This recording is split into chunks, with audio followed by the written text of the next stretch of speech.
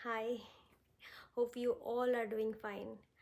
आज का वीडियो बहुत कुछ इन्फॉर्मेशन मैं देने वाली हूँ, स्पेशली मेरे प्रेगनेंसी जर्नी के ऊपर है। पहले सोच रही थी कि मैं इसके बारे में वीडियो अपलोड करूँ या ना करूँ, फिर मुझे लगा कि जब मुझे ये सारे कंसर्निंग इश्यूज़ आए और मुझे लगा कि मैं थोड़ा सर्च करूँ इसके बारे में, I did not find a very detailed video in YouTube. So I thought कि मैं ये वीडियो बनाऊँ और इसे अपलोड करूँ सो दैट कि मुझसे कोई कोई एक इंसान हेल्प उसे मिल सके। मेरा जो वीडियो है आज का, मेरा through out the pregnancy journey कैसी है, क्या क्या टेस्ट मैंने करवाया, क्या क्या इशू हमें दिखा, मेरे सारे रिपोर्ट्स मेरे पास अवेलेबल हैं और मेरे पास नोट्स भी हैं कि क्या क्या मैं आपको बताऊं। पूरे डिटेल्स तो नहीं होगी, लेकिन जितना भी होगा बहुत हेल्पफुल होगा आप लोगों के लिए। प्रेगनेंसी में जो पहला टेस्ट होता है नॉर्मली 15-15 वीक से पहले होता है, उसे बोलते हैं NIPT test. NIPT test normally सब कर सकते हैं, सब करते हैं, रिकमेंडेड है, जो कि मैंने किया था। और इंडिया में भी बहुत कॉमन है ये टेस्ट NIPT। और नॉर्मली ये टेस्ट जेनेटिक कंडीशन जानने के लिए होता है, और ये टेस्ट मेरा नॉर्मल आया था, यानी नेगेटिव और लो रिस्क आया था। और इस टेस्ट में ना आपको 3-4 क्रोमोसोम की टेस्ट किया जाता है। That is chromosome trisomy test होता है, क्रोमोसोम 13, क्रोमोसोम 18, 21, और एक ट्राइप्लॉइडी टेस्ट होता है। और ये सारे टेस्ट में मेरे लो रिस्क आए थे। उसके बाद भी मेरा और एक टेस्ट हुआ था AFP, इसे ओपन स्पाइना बाइफिडा टेस्ट भी बोलते हैं। ये भी क्रोमोसोम कंडीशन और स्पाइनल इश्यूज जो कि रिलेटेड टू डाउन सिंड्रोम ही है फीटस के, वो सारे टेस्ट भी हुए थे जो कि मेरे नॉर्मल आए थे। और आई वॉज हैप्पी क्योंकि ये टेस्ट मैंने अपने पहले फर्स्ट प्रेगनेंसी में नहीं किया था, अभी मैंने किया और सारे रिपोर्ट मेरे क्लियर आए थे। उसके बाद ये रिपोर्ट आने के बाद उसी दिन मेरा अल्ट्रासाउंड हुआ, और अल्ट्रासाउंड में पता चला कि आई हैव न्यूक्लियल थिकनेस। न्यूक्लियल थिकनेस क्या होता है ना, बच्चे के और फीटस, बच्चा तो नहीं बोलूँगी, फीटस के नेक के पीछे कुछ अमाउंट का फ्लूइड रहता है जो कि नॉर्मल है। सब फीटस के नेक के नीचे फ्लूइड रहता है, लेकिन उसका कुछ मेज़रमेंट होता है जिस मेज़रमेंट के अंदर रहनी चाहिए, जो कि नॉर्मली 2.5 2.1 mm और 1.5 mm इज़ वेरी नॉर्मल। लेकिन मेरा आया था 3.1 mm, which is a kind of alerting number. तो फिर भी डॉक्टर, मेरा OB होपफुल था कि ये रिज़ॉल्व हो जाएगा, क्योंकि मेरा NIPT नॉर्मल आया है और मेरा AFP भी नॉर्मल आया था। तो इसके लिए मेरे डॉक्टर ने मुझे एनोमली स्कैन के लिए रेकमेंड किया, जो कि नॉर्मली दिया जाता है, रेकमेंडेड होता है। और उस स्कैन में वो लोग बोले कि इन डिटेल्स चेक करेंगे कि मेरा न्यूक्लियल थिकनेस, जो कि उस टाइम में after 15 weeks it doesn't call nuchal thickness, it calls nuchal fold. तो उन्होंने बोला कि उस टाइम में हम न्यूक्लियल फोल्ड चेक करेंगे आफ्टर 15 वीक्स। तो 15 वीक्स के बाद मेरा एनुअली टेस्ट हुआ in the week of 18। 18 week में उन्होंने कंप्लीट एनिमली टेस्ट किया। मैं बहुत ज़्यादा बोल रही हूँ तो मैं थक भी रही हूँ, इसीलिए मैं आराम आराम से बताऊँगी और बहुत ज़्यादा रेस्ट भी लूँगी। So you have to be little patient with me. तो फिर एनोमली टेस्ट में उन्होंने देखा कि मेरे और कुछ इश्यूज़ भी आए जो कि सॉफ्ट मार्कर बोला जाता है। एक तो था कि मेरा जो न्यूक्लियल फोल्ड है और जो न्यूक्लियल थिकनेस है इज़ स्टिल इंक्रीज्ड, वो थोड़ा सा बढ़ गया है, जो 3.1 था उससे थोड़ा बढ़ गया है, जो कि नॉर्मली एक्सपेक्ट किया जाता है कि घट जाना चाहिए। और ये उस टाइम में 3.1 mm से 5.2 mm तक वो मेज़र कर रहे थे। उसके बाद मेरा और एक चीज़ भी उन्होंने नोटिस किया, जो कि है कोरोइड प्लेक्सस सिस्ट, जो कि बहुत कॉमन है अगेन, और सब फीटस में ये दिखने को मिलता है, बट बाय 24 वीक्स ये डिसअपियर हो जाता है। और 24 वीक्स में मेरा भी डिसअपियर हो गया था। लेकिन दो सॉफ्ट मार्कर्स उन्हें मिले, एक तो कोरोइड प्लेक्सस सिस्ट और दूसरा है न्यूक्लियल फोल्ड। तो जिसके वजह से जो एमएफएम थे उन्होंने मुझे रेकमेंड किया कि एमनियोसेंटेसिस करने के लिए। अभी एमनियोसेंटेसिस क्या है, मेरे लिए भी नया था उस टाइम में एमनियोसेंटेसिस, लेकिन उन्होंने बोला कि जो सारे कंसर्निंग चीज़ें निकल रही है आपके रिपोर्ट में, अगर एमनियोसेंटेसिस आप करते हो तो मोर डिटेल्स क्रोमोसोमल टेस्ट होगा। एनआईपीटी भी क्रोमोसोमल कंडीशन और जेनेटिक कंडीशन टेस्ट करता है, लेकिन वो स्क्रीनिंग रहता है, वो ब्लड को लेते हैं और टेस्ट करते हैं। जो फीटस का जो डीएनए फ्रैगमेंट्स कुछ होता है जो कि आपके ब्लड में भी रहते हैं, और मिनिमम 12 फ्रैगमेंट्स उन्हें चाहिए, और अगर उन्हें मिल जाता है इनफ फ्रैगमेंट तो एनआईपीटी भी अच्छा है। बहुत से लोग आफ्टर एनआईपीटी वो ऑप्ट ही नहीं करते हैं एमनियोसेंटेसिस, लेकिन मैं बहुत डर गई कि क्यों न्यूक्लियल थिकनेस, जो न्यूक्लियल फोल्ड है वो कम क्यों नहीं हुआ।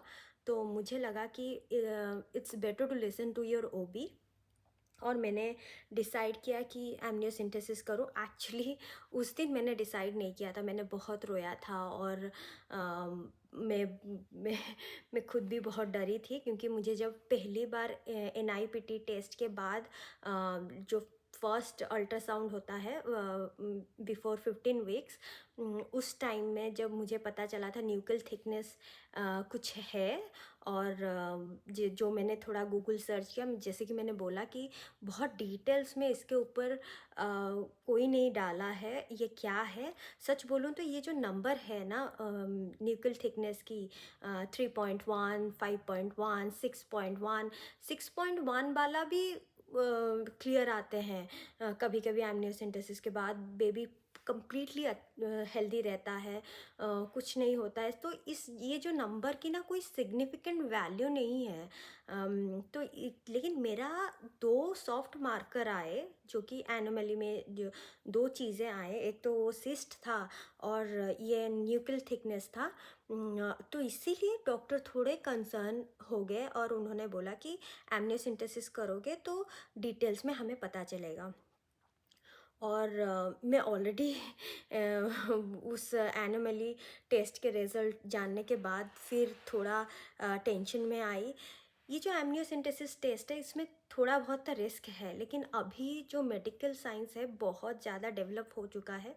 अभी यानी हार्डली 1 to 2% रिस्क रहता है। बहुत सारे साइड इफ़ेक्ट्स भी हैं। लकीली टचवुड मुझे वो साइड इफ़ेक्ट्स नहीं दिखे। और जो बोलते हैं जैसे कि एब्डोमिनल पेन होगा या पीरियड पेन की तरह तुम फील करोगे, वो सब मैंने फील नहीं किया। और मैं उसके बाद एमनियोसेंटेसिस के बाद भी बहुत सारे प्रिकॉशन लिया कुछ दिनों के लिए। वो सारे भी मैं आपको डिटेल्स में बताऊंगी कि कैसा क्या मैंने किया। फिर मैंने मैं घर आने के बाद me and my husband we discuss with one of our friend. मैंने अपना रिपोर्ट भी एक दो डॉक्टर्स को दिखाया जो कि इंडिया में हैं। उन्होंने भी वही बोला कि टू सॉफ्ट मार्कर्स है, it's better to go for amniocentesis. तो मैंने बोला कि इतने सारे डॉक्टर बोल रहे हैं तो मुझे जाना चाहिए। फिर मैंने लेकिन और एक अच्छा वाला एक एमएफएम डॉक्टर ढूंढा अपने लिए, और उनके पास गई। उन्होंने फिर से मेरा अल्ट्रासाउंड किया, तो उन्होंने देखने के बाद वही बोला कि एमनियोसेंटेसिस करने के लिए। तो इतने सारे लोगों ने मुझे एमनियोसेंटेसिस के लिए बोल दिया था, तो मैंने सोचा कि better to go for amniocentesis. तो एमनियोसेंटेसिस बेसिकली क्या होता है ना, एक 5 to 7 इंच की सीरीज लेते हैं और जो फीटस जो एमनियोटिक सैक में होता है उसमें वो सीरीज डालते हैं और डायरेक्टली वो डीएनए फ्रैगमेंट्स लेते हैं फीटस का फ्रॉम एमनियोटिक फ्लूइड। तो एमनियोटिक फ्लूइड में आपको बहुत अच्छे क्वांटिटी के डीएनए फ्रैगमेंट्स मिलेंगे फीटस का, और उसमें वो डिटेल्स टेस्ट कर सकते हैं। तो वो टेस्ट का रिज़ल्ट आने में 2 to 3 वीक्स लगता है। फर्स्ट 3-4 दिन में आपको एक इनिशियल रिपोर्ट आ जाएगा, उसे फीस्ट बोलते हैं शायद। तो उसमें भी वो जेनेटिक कंडीशन ओवरऑल देख लेते हैं। फिर उसके बाद जो सेकंड टेस्ट रिजल्ट आता है वो उसे बोलते हैं कैरियोटाइपिंग। तो कैरियोटाइपिंग थोड़ा टाइम लगता है क्योंकि वो इन डिटेल टेस्ट होता है। उस टेस्ट में वो क्लियरली उन्हें पता चल जाता है कि कुछ प्रॉब्लम है या नहीं, जेनेटिक डिसऑर्डर है या नहीं। लेकिन वो जो वेटिंग पीरियड होता है to you know to know the result और कब रिज़ल्ट आएगा, वो बहुत टफ होता है कोई भी पेरेंट्स के लिए। और मैं रेगुलरली कॉल करती रहती थी मेरी ओबी को और पूछती रहती थी कि कब मेरा रिज़ल्ट आ रहा है, कब आ रहा है। और फाइनली उन्होंने फीस्ट का रिज़ल्ट, मेरा थोड़ा लेट हुआ, फाइनली इनिशियल रिपोर्ट आ गया था जो कि नॉर्मल था।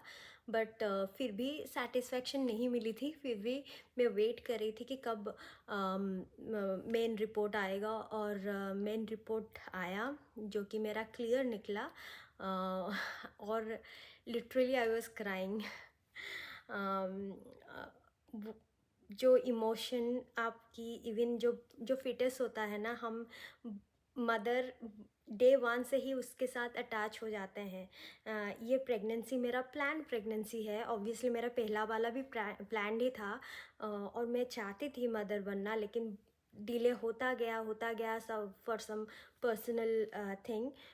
और इतने टाइम के बाद आप प्रेग्नेंट हो रहे हो और ये सारे इश्यूज आ रहे हैं, which was little concerning for me. और सारे टेस्ट रिजल्ट मेरे नॉर्मल आए, तो अच्छा लगा उसके बाद। तो ये वीडियो इसीलिए है कि आप लोगों को भी समझना पड़ेगा कि ये सारे रिपोर्ट का मतलब नहीं है। अगर डॉक्टर आपको बोल रहे हैं कोई टेस्ट करने के लिए, इसमें नर्वस होने की ज़रूरत नहीं है। मैं जितना भी बोल दूँ, आई नो कि नर्वसनेस आना बहुत नॉर्मल है, लेकिन आप टेस्ट कीजिए। बहुत सारे लोग ऑप्ट नहीं करते हैं एमनियोसेंटेसिस अगर एनआईपीटी नॉर्मल आता है। और इंडिया में तो कॉस्टली भी होता है बहुत। यहाँ पर तो मेरा इंश्योरेंस कवर करेगा। लेकिन फिर भी ये करना हमारे पीस ऑफ माइंड के लिए बहुत सही होता है। एमनियोसेंटेसिस का रिपोर्ट आने के बाद फिर मेरा एक और उन्होंने टेस्ट करने के लिए बोला।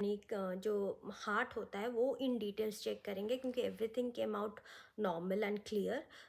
तो वो है और एक कंसर्निंग था मेरे लिए। मैंने कहा कि क्यों सब कुछ ठीक आ गया, फिर से क्यों हार्ट चेक करना है।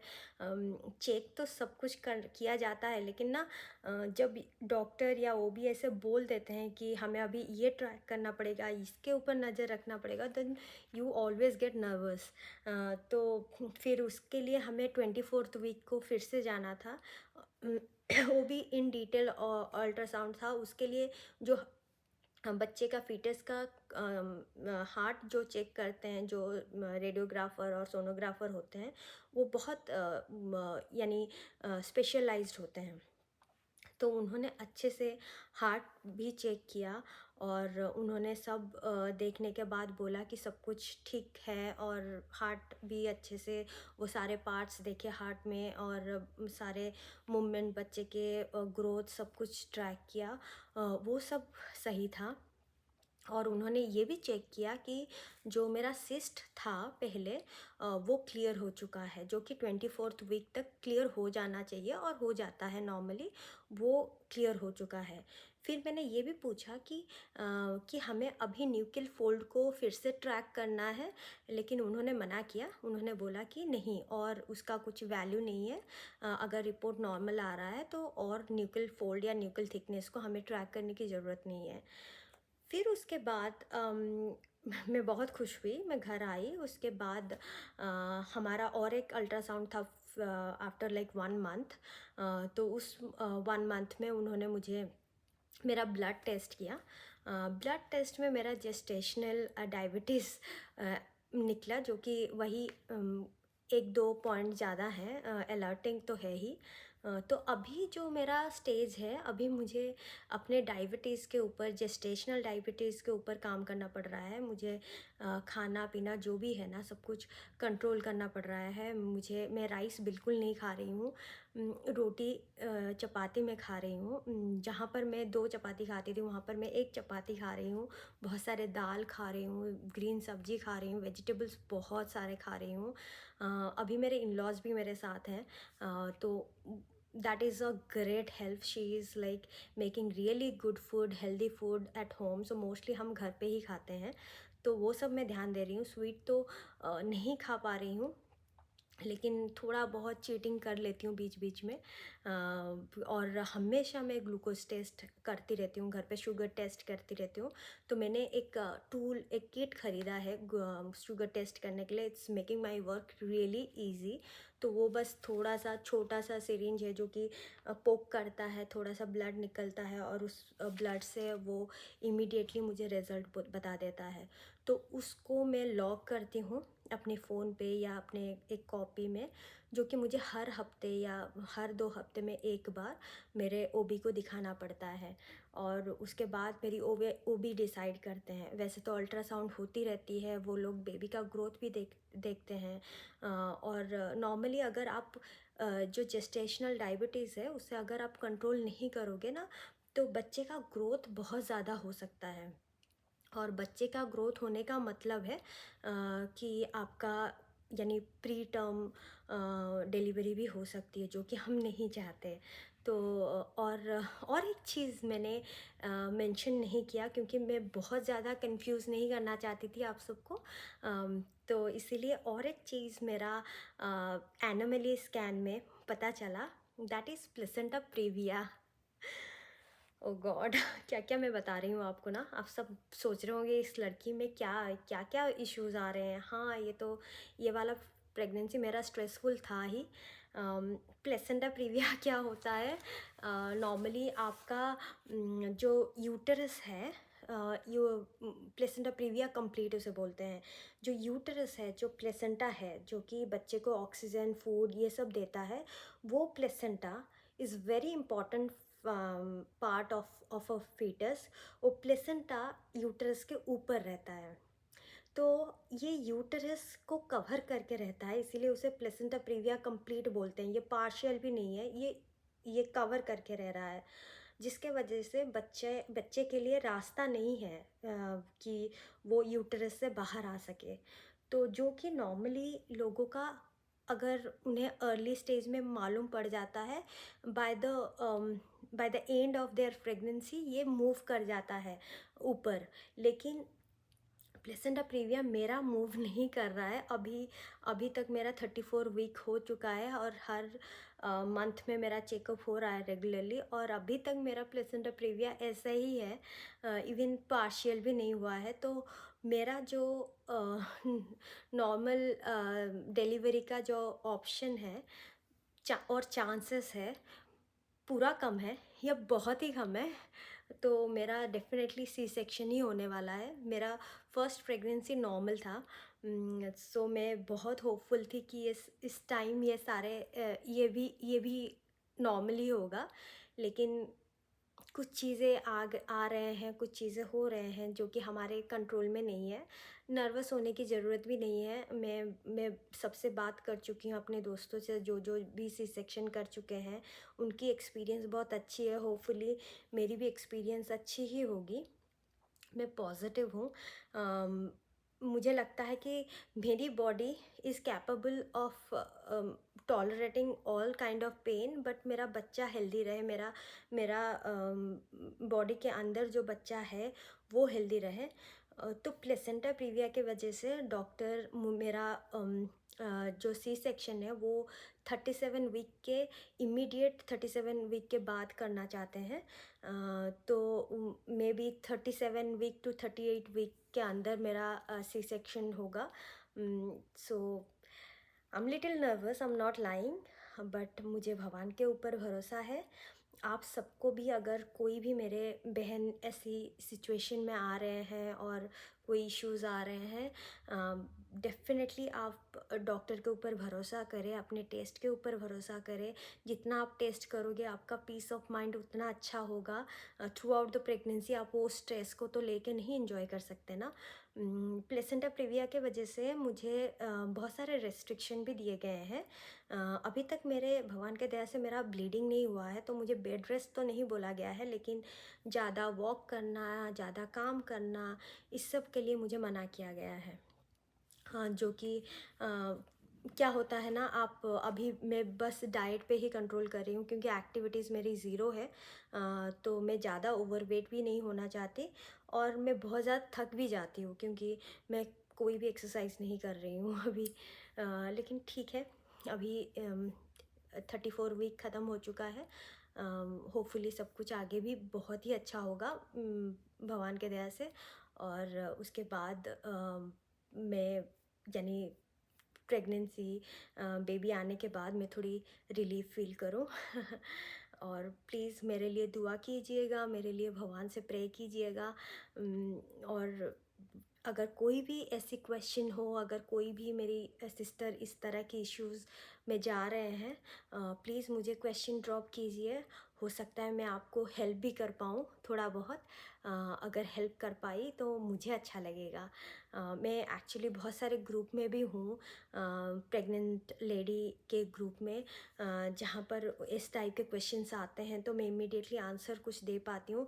मैं डॉक्टर नहीं हूँ ऑनेस्टली, लेकिन मैं अपना एक्सपीरियंस शेयर कर पा रही हूँ ताकि उन लोगों का थोड़ा बहुत स्ट्रेस लेवल में कम कर पाऊँ, क्योंकि stress is the last thing what you want when you are pregnant. और मैं कोशिश करती हूँ कि उस स्ट्रेस को मैं लोगों का कम कर पाऊँ। और आपसे भी यही विनती है कि आप मेरे लिए प्रे करो, मेरे बेबी के लिए प्रे करो, और मेरे वीडियो देखते रहो। आगे हो सकता है मैं और कुछ कुछ वीडियोस डालूं जो कि मेरे प्रेगनेंसी रिलेटेड हो, या फिर कोई भी जो कि बच्चे के रिलेटेड हो। और होप होप करती हूँ कि आपकी सपोर्ट मुझे बहुत अच्छा मिलेगा और अच्छा रिस्पॉन्स भी मिलेगा। Please subscribe to our channel. If you have any question or any concern, do let us know in our comment section. We are always like family and we will be like family. Bye. Mwah.